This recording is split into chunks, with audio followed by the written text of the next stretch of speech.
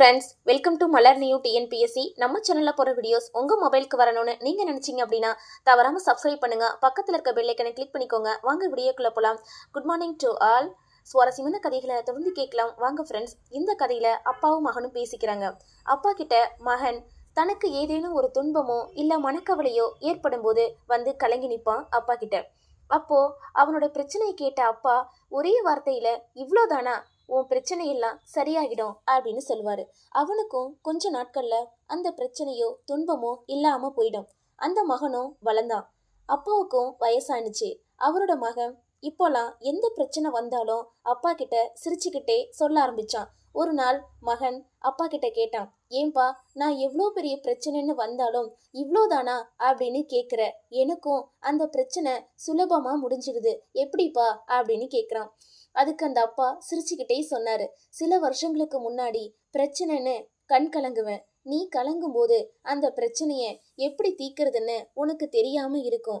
நான் இவ்வளோதானா அப்படின்னு கேட்டதும் உன் மனசு இது ஒரு பிரச்சனையே இல்லைன்னு ஒரு முடிவுக்கு வந்து அந்த பிரச்சனையும் முடிஞ்சிடும். இப்போ எவ்வளோ பெரிய பிரச்சனை உன் முன்னாடி இருந்தாலும் அதுக்கான தீர்வு மட்டும்தான் உனக்கு தெரியும். சின்ன வயசுல எனக்கு ஏதாவது பிரச்சனைனா என்னை பயமுறுத்த ஆள் இருந்தாங்களே தவிர தைரியம் சொல்ல ஆள் ரொம்ப கம்மியா இருந்தாங்க.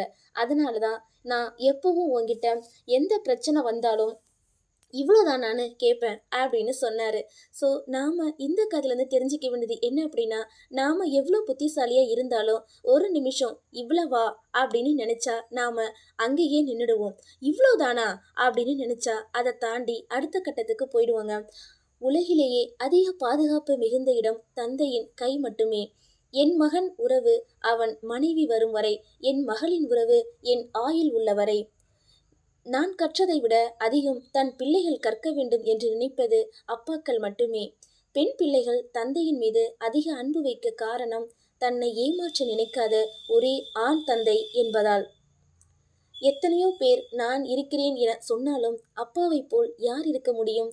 எவ்வளவு நல்ல காரியம் செய்தாலும் ஒரு கணவனுக்கு மனைவி ராணியாக முடியாது. ஆனால் 1000 தவறுகள் செய்தாலும் தந்தைக்கு தன் மகள் இளவரசிதான். எல்லா அப்பாக்களுமே ராஜாவாக இருப்பதில்லை. ஆனால் எல்லா பிள்ளைகளுமே இளவரசர்களாகவும் இளவரசியாகவும் தான் வளர்க்கப்படுகிறார்கள். தந்தை இல்லாத போதுதான் தெரியும், உலகிலேயே எல்லா சொந்தமும் அவர் இருந்தால்தான் நிலைக்கும், இல்லாவிட்டால் நடிக்கும். அப்பா நமக்கு என்னவெல்லாம் செய்தார் என்பதை நாம் உணர்வதற்கு வாழ்க்கையில் பல வருடங்களை கடக்க வேண்டி இருக்கின்றது. அப்பாவை தவிர நமக்கு நல்ல நடத்தையை வாழ்க்கையில் வேறு எந்த ஆசானாலும் கற்பிக்க முடியாது. அம்மாவின் அன்பு கடலலை போன்றது, வெளிப்பட்டு கொண்டே இருக்கும். அப்பாவின் அன்பு நடுக்கடல் போன்றது, வெளியே தெரியாது, ஆனால் ஆழம் அதிகம். 10 திங்கள் தாய்ப்பட்ட வேதனையை தாய்க்கும் பிள்ளைக்குமாய் ஆயுள் வரை தாங்கிடும் ஒரே உயிர் அப்பா. அப்பாவின் அன்பை விட சிறந்தது இந்த உலகில் எதுவும் இல்லை.